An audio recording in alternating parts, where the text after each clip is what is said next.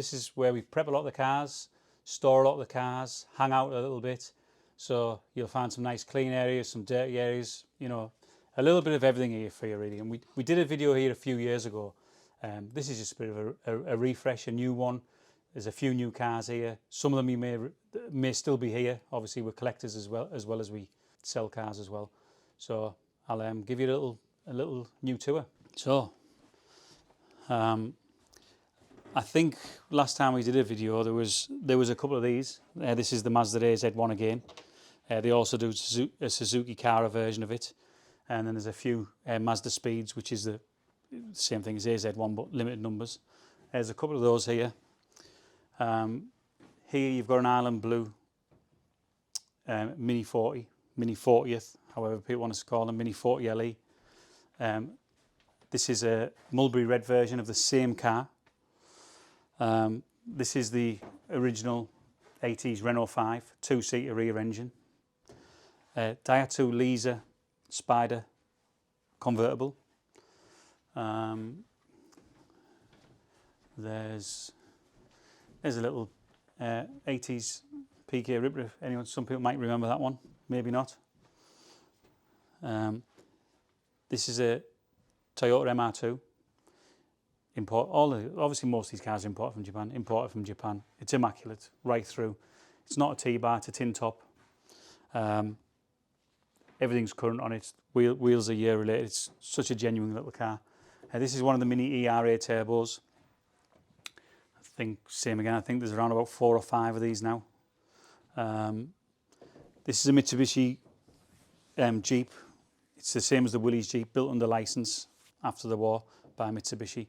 That's one that I restored a couple of years ago. Saying restored, it wasn't like a corrosion restoration. It was more of a repaint, sun damage, refurb the wheels, new tyres. I didn't even have to do the seats and the interior. That's all still original. A little bit of junk on it, but like I said, it's as we're moving cars around. This is one of the crazy cars. Something you very, very rarely see. This is a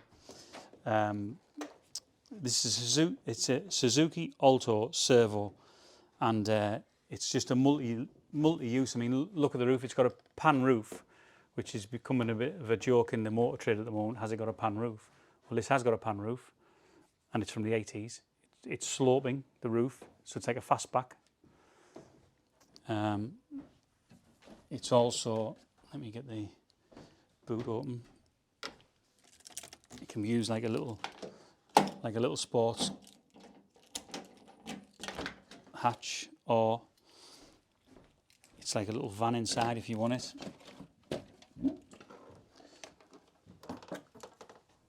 You can see that the seats fall down, and there's the original roof covers with the car still that you would, if you didn't want the heat on your head from the glass roof, you put it on.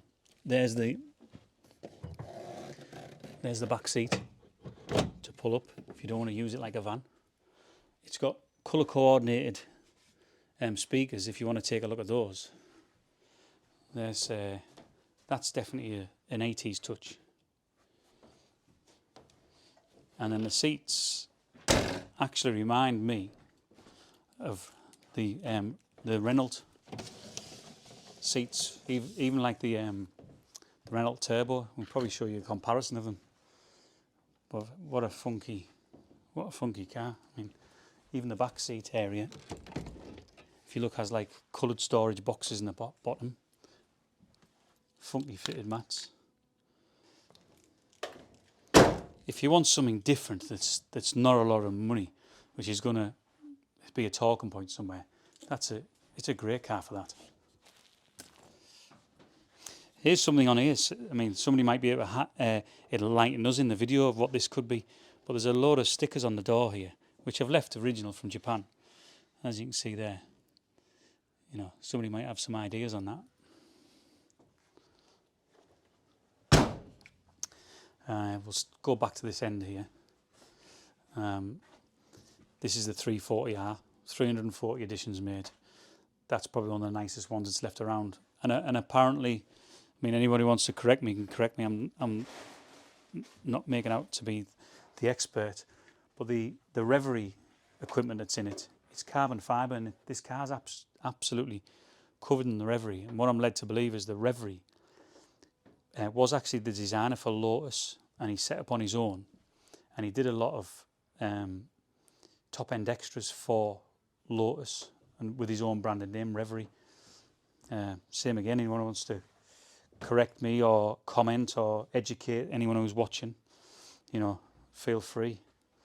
But it's got it everywhere. It's even got it on all the dash parts, the intakes, the splitters, the rear intake, the rear spoiler,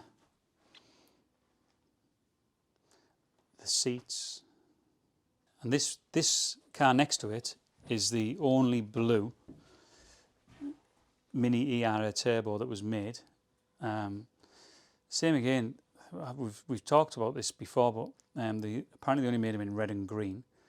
But this one, when they were sent to ERA to be made into turbos, and this one was sent as red, but this was fully rebuilt in Island Blue for a Japanese customer. So I believe it's the only one that came out of ERA in blue. Same again, people can talk about it in comments, correct me if I'm wrong, anyone has any history on it. It's great to know more and more about the things we've got, but that's the story behind it that I've always been told from Japan. This one here is just a normal red Mini Cooper, but bringing them in from Japan, what you're getting is you're getting something that's not restored, which is original. So they haven't had new door skins, new A panels, new scuttle panels, like the likes of this here. The scuttle panel, the A panels, bottoms of the doors, around the wings, around the front corners here and everything, it's all original. So, you know, finding a Mini in this country that's like that, it's almost impossible, I would imagine. And they were all built at Longbridge. They were shipped out of Japan. So it's not like the Japanese Minis. They are British Minis. We fitted them with aircon for them, sent them over. And obviously the taxes for the Japanese to keep them now is getting higher, which benefits us to bring them. But even over the last 3 years, they've tripled in price in Japan. So they're becoming untouchable there, where by the time you bring them over, pay the shipping, pay the duties, they're more expensive to buy there than what you can get for them here now. And the one next to it, same again, it's a Mini Paul Smith. I think probably around about 5 years ago, you probably could have bought that car for about £7,000 or £8,000, where now you're looking at probably starting prices of 12,000 to 15 to 17, depending on mileages, colours, manual, history. But yeah, that's how much they're increasing in price. Whether they're going to keep going, we don't know. This one here, we're probably going to do a separate video on this car, because this is a really interesting car and this is in such good condition. We did have two. We've just sold one to America, and the idea with this is you can have a little motor compo motorcycle. It's a folding bike, which I'm going to show you some of those today, and they fold up and they go in the boot. And if you have a combination of these in America now, they're like 25,000 for the bike and the car combined. And like I say, we've just sent one. And in Japan, you can't find examples as clean as this. I mean, if you come as close with the camera and look at this, look at how genuine the wheels are, all the panels, the paintwork, like that's from us leather in it, you know. But it's such an original car. You're not gonna find that. But we'll do a separate video on that, and we'll show you inside it, around it, the bike going in it. Yeah, just a little bit more on it. This is a Mini that's just arrived. That's the reason it's on the lift there. So what we're doing is we're just going over it, checking it, getting ready to prepare it. I mean, it's pretty much came like it is there. So it wants valeting and going over. So it's one that we're on with today. That. And I think upstairs here, that's pretty much all of the upstairs. We have a few things up here. I don't know whether they really have any interest. We're restoring a red Evo 6 Tommy Mackinnon, and we're taking that to the highest standard we possibly can. A guy who's helping us is a guy called JGM Jesus, if you want to follow him and have a look at his stuff. And these are a set of original wheels that I sourced to go on a car, brand new from the dealers, in the box, never been on. And I think, yeah, if I'm right, you still even have the original valves, centre caps and everything. But obviously when this car's done, this car's not even going to go on the road.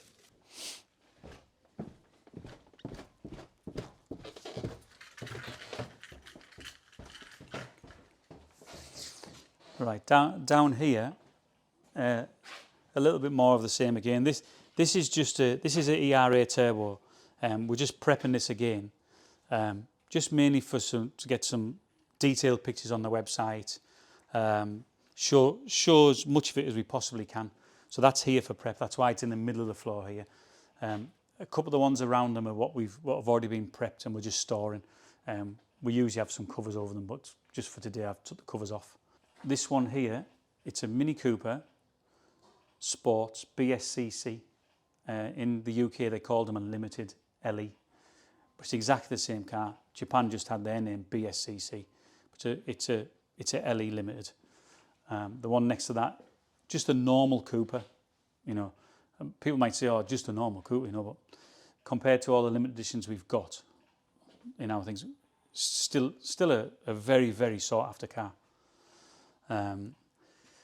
This car here is probably going to interest a lot of people. I found this car, which you don't normally find these in Japan, like the Ford market over there, like the RS market wasn't huge, but there is quite a few stored away there and they do come up occasionally.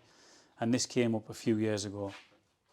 I haven't really done anything at all with it apart from bring it home because I know the values of these soar and they're quite in demand. So all I've done with this is I've put the current wheels on it. These vents are supposed to be white. The Japanese have had them black, but when I do get round to finishing the car, these small details that need doing, they're going to be obviously put back to white. And I may change the headlights back to original headlights, but people do like that twin headlight kit that some people put on them. This is a 4x4 Cosworth Sapphire, and this went to Japan in the first few months of its life, and it stayed there until I brought it back. So it's currently one UK owner, one Japanese owner. I think it's around about, well, I'll tell you exactly how many miles it is rather than guessing for you. The mileage on it is 59,000 miles. The car is in excellent condition. The only problem, like obviously your saving grace with Japan is that the cars don't rust. But what the problem you get is with the heat of them is they've shrunk a little bit of the leather on the door cards. I know they used to do it here. So really, if you want to bring this car back up to its best condition, you would do a little bit of trim work in this car.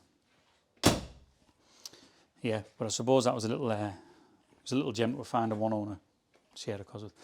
This here is actually a car I bought only a couple of months back, and I bought this in the UK from a guy, and I actually bought two cars off him, and both these cars had been stored for 18 years. They haven't been on a UK road outside.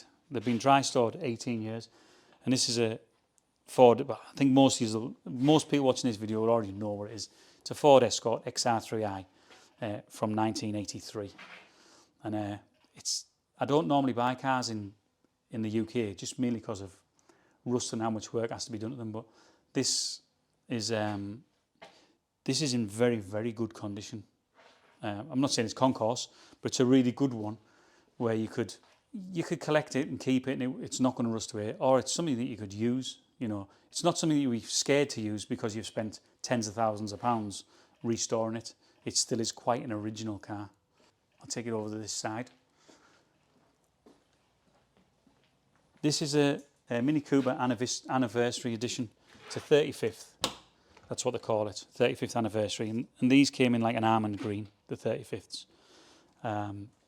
Same again, they're based on the Mini Cooper, but they have their own little extra touches, like the green steering wheel, red emblem, almond green seats, piping, the red badging, Cooper wheels is standard there, the white roof. The one next to it's the same as the two upstairs, but again it's another colour. This is like an old English white. It's a Mini 40th, Mini 40, however you want to call it. This one's really nice. It's like the Old English white, gold pinstriping, and it's got it's like a royal blue interior. They have magnolia dial, silver dash. You know, they have these have their own little stamps so that you can recognise the ones that were 40ths. The next one is this is actually, I think this is the Mini Monte Carlo. Like these are soaring in price, the Monte Carlos, and you are like looking above 15 grand for a Monte Carlo now. You know, same, they have their own interior. It's red interior with a little bit of a fleck, red steering wheel. You can get the Monte Carlo rack. It didn't come with it, but a lot of people when they have them, they like that because it's a nice extra with the wide arches and things. You know, same again, by all means, anybody who knows more about these cars than what I'm talking about, you're quite welcome to comment, talk about it, because we buy so many different makes and models of cars. We're not experts on everything that we buy. You know, we try to just know as much as possible. So education for us, you know, it's welcome. This here is one of 5 cars. This is a Conrero Alpha GTV. It's a 3.2. They made them all left-hand drive. There's only 1 to 5. We've talked about this before. That I've actually had 2 of them. I think it's number 1 and number 3 that I've had. Well, I've got number 3 here. The engines on these, they're fine-tuned, powered by Conrero, V6, 24 valve. I haven't bothered, the engine tops in that yellow, I haven't bothered restoring because this car is so original and genuine. You know, I haven't bothered going in and touching it to tie that up. It's a minor detail, but the interior on it is exceptional. It has extra body kit on it, Conrero boot spoiler. There's so many little things on it that are different to a normal GTV. This here is a Jaguar XK8, and it's an Arden. And this sort of like has the appearance a little bit of the Aston Martin, and I think that's where Arden were going with it. They wanted to make the XK look more like the Aston. You know, that's just my theory on it. It has wider back wheels, but absolute thousands and thousands of pounds of extras to get it to be that car, and that's exceptional, that car. This one here, again, these are soaring in price. I once spoke to a guy, he may watch the video and see it, and he talked about he had around about 100 of these cars, and he said he was waiting for them to go up. He said, why haven't all the 80s cars have gone up in price, but these MR2s aren't going up? And I said to him that this was quite a few years ago, and I said, look, they are going to go. They're going to go up in price. Don't worry. Why wouldn't a Japanese car go up in value when the British cars around it were? And they've just took off now. And this is a supercharger version. It's a manual gearbox one. And the manual gearbox superchargers now and T-bar, you're looking at like a start price of like 18 to 20 grand as a start price now for a nice one. You'll find superchargers with a tin top. You'll find them in automatic. But to get the combination of T-bar, manual, and that condition, that car is plus 20,000. Right. Let me take you through to the next part. So, when you come through here, this is like a preparation area. So there's a few cars in storage here, but this is another Mini just arrived from Japan, and you can probably see this. The heat's broke the paint on this one. So this is the worst you get when you're buying car. Well, it's not the worst you get, but if you know what you're buying, this is the worst you're going to be bringing in, and it's paint damage mainly from the sun and age. You know, our paint on Minis back in the 80s and the 90s, you know, it wasn't geared up for hot countries. So some of the Minis that come back, not all of them, only some of them, come back and the lacquers broke down on them. I'm going to show you a couple of those in a minute. Lacquers broke down or the paint's broke down. So this is literally it's a re-clean and repaint. But it's in here just waiting for its preparation. This here is a Golf Clipper Carman convertible, and I bought this from Malta. A friend of mine, Ruben, he put me in touch with a lady who had it, and she said she wanted to sell it, and she said, I only want to sell it to someone who's going to look after it. And I bought this really, it was a bit, same again, it's a bit like the Japanese things. It wasn't a rusty car or anything, But in Malta, they tend to use their cars. So paintwork-wise, interior-wise, it wanted preparation. So this car's had a repaint. We've had the wheels refurbed, and we've had the interior refurbed. And it was mainly to promise to the lady who sold it to us. She said, I'm only going to sell it to someone who's going to do something good with it and look after it, bring back to life. And I want to see pictures. So we bought it, made a promise to her, and we're probably like 70 or 80% of the way through it now. All the hard work and it's done, but same again, it wasn't a bad car. It was just the sun damages paintwork. When they're getting in the cars in the hot countries over there, and that, you know, I don't think that in Malta they take care of the cars as nowhere near like the Japanese do. You know, I'm not saying us as British look after cars because I don't think we actually, the majority of us don't. These are the little compo motorcycles that I was telling you about. I've got them there. These are just getting cleaned up, ready for photographs. But they're in little 3 stages to show you. This is how the bike looks when you're riding it. I'll just put that little cover on there. That will just go on there like that. And you'll ride the bike like that. This is it when you've folded up, ready to put in the boot. It's got anchorage points on. It'll just lift into the boot of the little Honda City, where we're going to do a video later for that one. And you'll see one of those put into the boot. And this is it as you're folding it. This is just another couple of minis we're prepping. They're just here for valet and photographs. Same again, this one, what we did is we got this and we were trying to see if the paint would polish up because the heat's been to it, but it doesn't look like it's going to, you know, so it'll probably go to the body shop. We'll ask them if they can flat it, polish it, buff it. If it doesn't come up, it'll need the roof repainting, the top of the bonnet and the top of the wings. It looks like it wants to. The rest of the car's in good colour. But that's the same again. It's a Mini 40th, Mini 40 Island Blue. Really rare colour, the Island Blue one. Very, very hard to find them in that colour. Across here, we've got, these are VW combi buses, all different eras. Some are from the 60s, some are from the 80s, and there's even a bay window, water-cooled bay window, which is, I suppose, a lot of people when they have combis, they like them because they're air-cooled, but we've got a water-cooled one there, one of the last ones that they made. This one here was just a working van. This one really can be bought on a budget from our website. It's not a full restoration. It came over, it's been a working van, we've repainted it, but it's affordable and it's usable, it's day-to-day. It's not something like some of the likes of some of these, you don't want to drive them. They've been nut and bolt restored. That you can see if you look at this one. I had this one built for myself. We had it done in right-hand drive.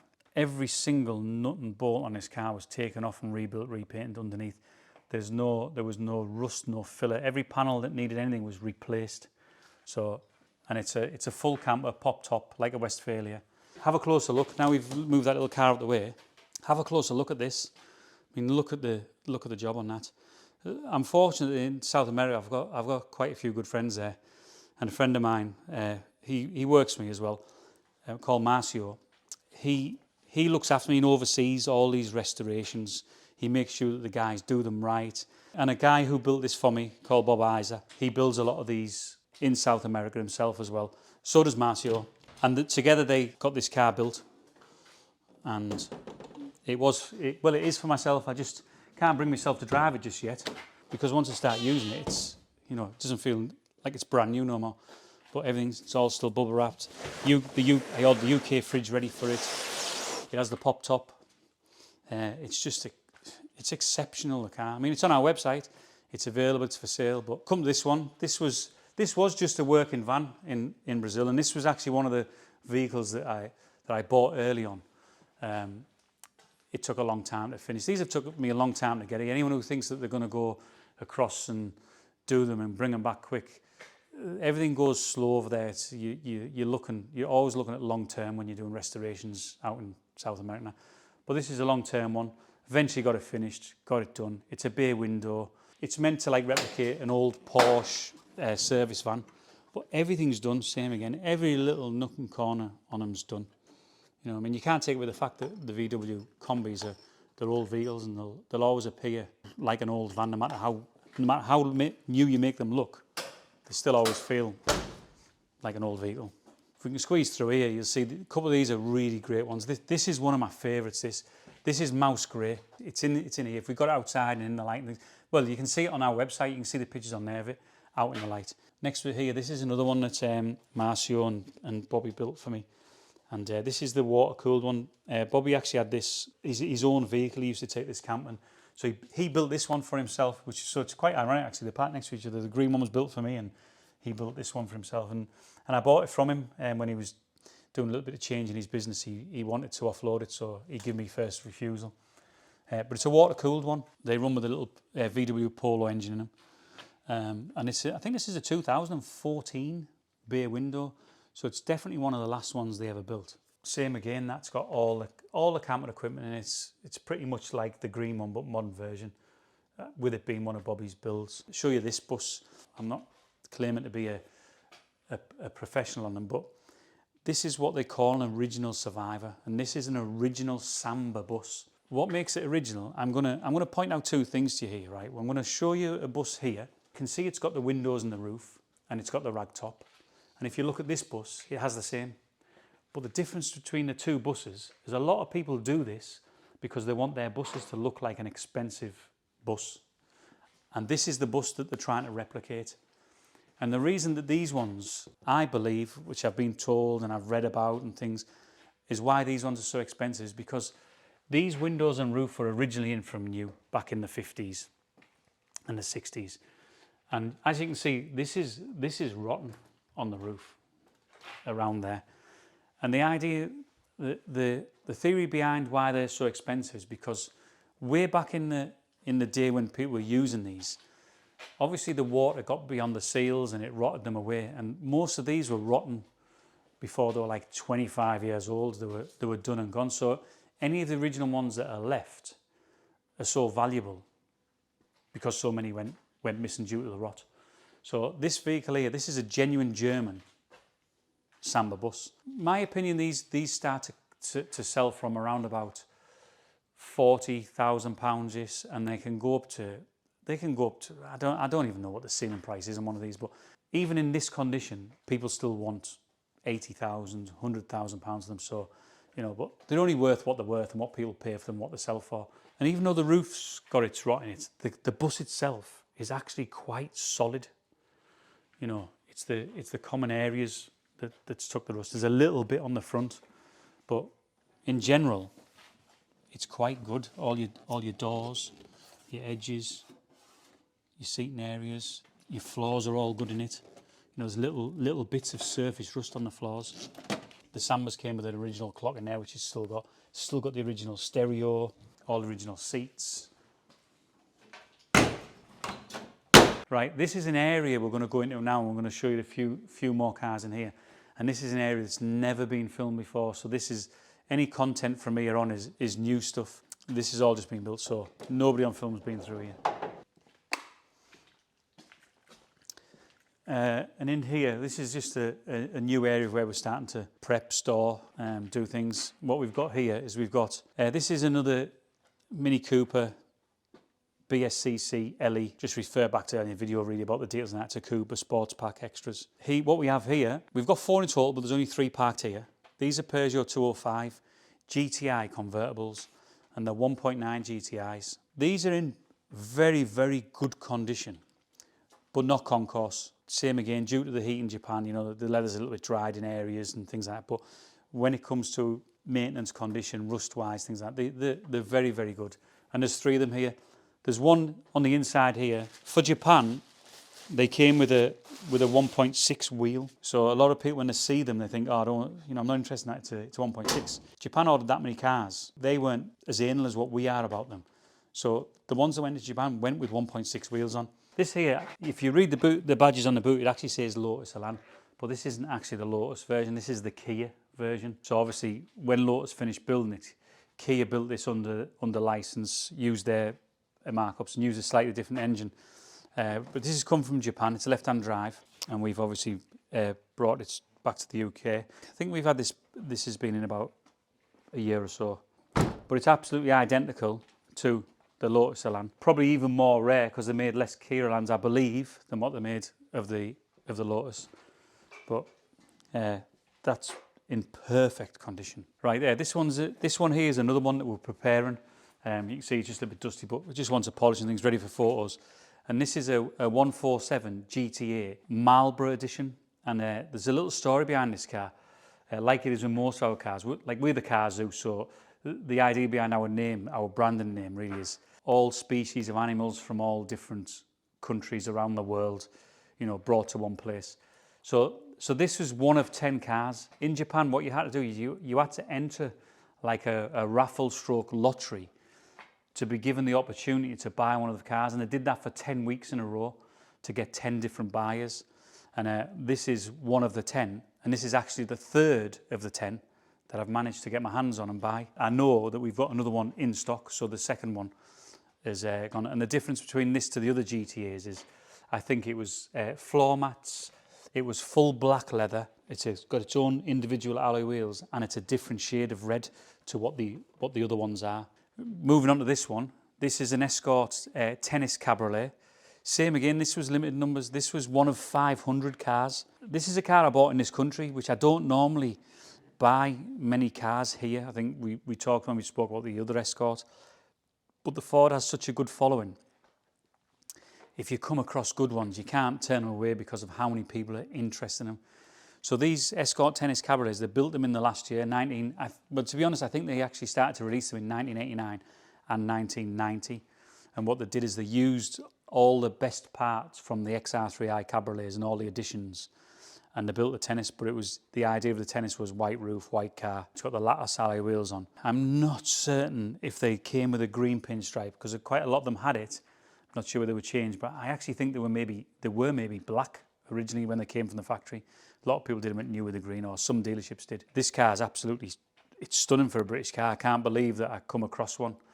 The only thing I changed on it was I put the original wheels on it because I'd changed the wheels, and I got a brand new factory roof. It took me a long time to find, but this is a genuine Ford roof in white. And that car was, I mainly bought that car for myself because it was a car that in my era, I couldn't afford to buy that car. So it was one of those, how a lot of people do buy classic cars. It's like the thing they couldn't afford when they were younger, and that was